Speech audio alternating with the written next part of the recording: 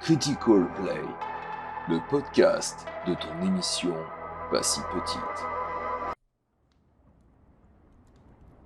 La pluie bat son plein à l'extérieur. Seuls les éclairs zébrant le ciel par intermittence troublent la profondeur de la nuit. Un homme, grand, aux longs cheveux blonds, presque blancs, observe par la fenêtre le spectacle que la nature lui offre. Il serre les dents. « Si je n'agis pas, et qu'il retrouve ses forces !» pense-t-il pour lui-même. Fudge est un idiot, certes. Il ne verra rien venir. Il préfère garder ses œillères plutôt que d'envisager une seule seconde son retour. Mais Dumbledore, lui, il risque de se mettre en travers de mon chemin. Voire même de faire tomber mon nom. Notre nom, en disgrâce. L'homme se retourne et s'appuie contre son bureau en écartant les bras tout en penchant la tête. Ses cheveux basculent alors devant ses yeux. Il se lève d'un coup en remettant ses longs cheveux sur l'arrière de son crâne. Tout en remettant ses boutons de manchette, il crie « Dobby !» Un petit être dépassant à peine les 1 mètre de hauteur apparaît. Il a de grands yeux verts, un nez en forme de crayon et de longues oreilles pointues en forme de chauve-souris. Il porte une tête d'oreiller en guise de vêtement. « Oui, maître ?» couine-t-il. « As-tu fini de... ranger les objets dont je t'ai parlé ?» « Oh, oui, maître. Dobby les a cachés sous le parquet, comme le maître lui a demandé. » « Bien. À présent, va me chercher le journal. » « Oh, eh bien, Dobby l'a posé sur votre fauteuil devant la cheminée, comme tous les jours, maître. »« Pas la gazette, espèce d'idiot !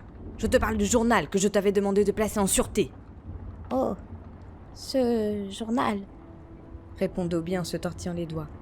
N'en tenant plus, l'homme s'approche à grands pas de son elfe de maison et le saisit par le bras. « Je t'ai donné un ordre, esclave ! Va chercher le journal !» hurle-t-il en poussant violemment Dobby au sol. Bien, maître. Dobby va le chercher tout de suite, maître. » Haletant, l'homme reste planté au milieu de la pièce. Une femme ouvre la porte du bureau et s'arrête un instant à l'entrebâillement. Elle regarde son mari avec un sourire triste. Elle s'avance et vient doucement lui caresser la joue. « Lucius, tu es sûr de toi ?»« Nous n'avons pas le choix, Narcissa. Qui sait ce qu'il pourrait nous faire s'il revient, et qu'il juge que nous ne sommes pas restés assez loyaux envers lui ?»« Oui, mais... Drago, tu y penses ? Il est à Poudlard. Et si ton plan tourne mal ?»« Je le sais. Mais Drago est bien entouré avec les enfants de Crabbe et Goyle. Et si tout se déroule comme prévu, plusieurs pions tomberont. » Tu parles de Dumbledore ? Sa nomination en tant que directeur est vraiment la pire chose qui ne soit jamais arrivée à cette école. Quelle décadence ! Lucius et Narcissa se redressent en regardant vers la porte. « Drago ? Est-ce toi ?»« Drago, est-ce toi ?» Drago s'avance timidement sur le pas de la porte. « Oui, père. » Lucius s'approcha de son fils, furieux, embrassant l'air de son bras gauche. « Combien de fois t'ai-je déjà dit de ne pas écouter aux portes de mon bureau ?» Drago a un mouvement de recul et trébuche sur le tapis du salon. Lucius, ça le concerne aussi. Lucius regarde sa femme incrédule, pendant que Drago se relève maladroitement. Oui, je vais vous aider. Lucius passe sa main pour remettre ses longs cheveux à l'arrière de son crâne, puis prend une grande respiration. Tout ce que tu as à savoir, c'est que si tout se passe bien, une pièce secrète de Poudlard devrait s'ouvrir de nouveau. Et lorsque ce sera fait, ces racailles de sang de bourbe seront les victimes d'horribles attaques, comme ce fut le cas il y a 50 ans. Mais tu ne dois surtout pas t'en mêler. Tu ne dois amener aucun soupçon sur notre famille, tu m'as bien compris ? J'ai déjà assez de soucis comme ça avec le ministère. Oui, père.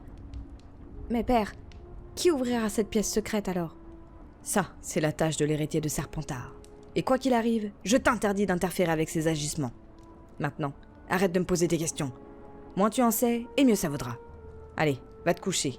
Demain, nous irons sur le chemin de traverse. Demain, père ? Vous êtes sûr ? Il y a ce stupide nouveau professeur de défense contre les forces du mal qui doit faire une séance de dédicace ou je ne sais quoi.